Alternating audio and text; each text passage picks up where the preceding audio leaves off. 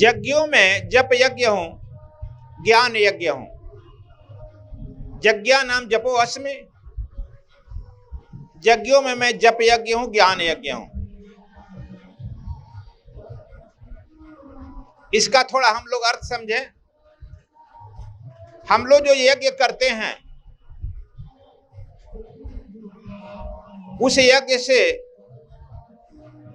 घर आंगन शुद्ध होता है, वातावरण शुद्ध होता है, देवताओं का आगमन होता है और नो डाउट आपकी मनोकामनाएं पूर्ण होती है। लेकिन ज्ञान यज्ञ जो होता है, भगवान कृष्ण ज्ञान यज्ञ कहते हैं। ज्ञान यज्ञ से विश्व कल्याण होता है और अपना स्वयं आत्म कल्याण होता है।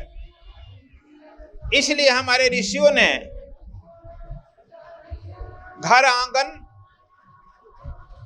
और देवताओं को प्रसन्न करने के साथ साथ आत्म कल्याण और विश्व कल्याण की भी चिंतन किया है। इसलिए हम लोग दोनों यज्ञ करते हैं। एक यज्ञ जो है आप करते हैं स्वाहा, यह आपके इच्छित वस्तुओं को प्रदान करता, पितरों को शांत करता है, देवताओं को शांत करता है, प्रसन्न करता है। लेकिन ज्ञान यज्ञ क्या है? सतयुग में न हानिर हुआ न ग्लानिर हुआ। सतयुग में दोनों यज्ञ चलता रहा और दोनों यज्ञ कहें कि चलता रहा, ज्ञान यज्ञ ही चला। सतयुग में तो ऐसा है कि देवताओं को आप आवाहन किए, क्या कहे, ओम अग्निदेवाय नमः स्वाहा। अग्निदेव प्रकट होकर अपने हाथ में आहुति ले लेते थे। वरुण देव के आवाहन किए, वरुण देव प्रकट होकर अपने हाथ में आहुति ले लेते थे। इसलिए सतयुग में बहुत बड़ा प्रॉब्लम नहीं था। इसलिए यह हानि शुरू हुआ त्रेता में।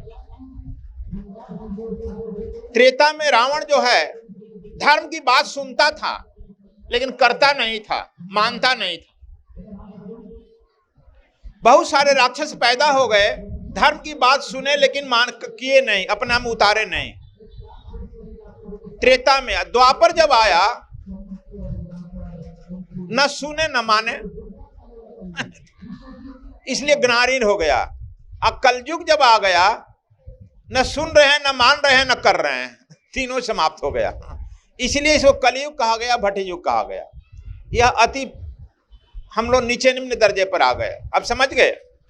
तो ज्ञान यज्ञ जब हम लोग, फिर ज्ञान यज्ञ की बात आई, ज्ञान यज्ञ जब हम करते हैं, इसी से विश्व कल्याण होता है। जब भगवान राम ने सिद्धाश्रम में आकर विश्वामित्र से ज्ञान यज्ञ की चर्चा सुनी, तो उन्होंने ज्ञान यज्ञ का संदेश लेकर जनकपुर गए और ज्ञान यज्ञ का संदेश लेकर पूरे विश्व में आए और उसी से ज्ञान यज्ञ से ही भरत जी ने राम राज्य का स्थापना किया। इसलिए ज्ञान यज्ञ, और उसी ज्ञान यज्ञ को लेकर भगवान कृष्ण ने भी त्रेता में, द्वापर में ज्ञान यज्ञ लेकर के ही यह महान भारत बनाए। एक छोटी सी हम घटना सुनाते हैं, शायद आप लोग न सुने होंगे। हम कथावाचक तो नहीं हैं, लेकिन कथा की कुछ ऐसी बात बताते हैं जो आप लोगों के लिए अनसुना पृष्ठ हो।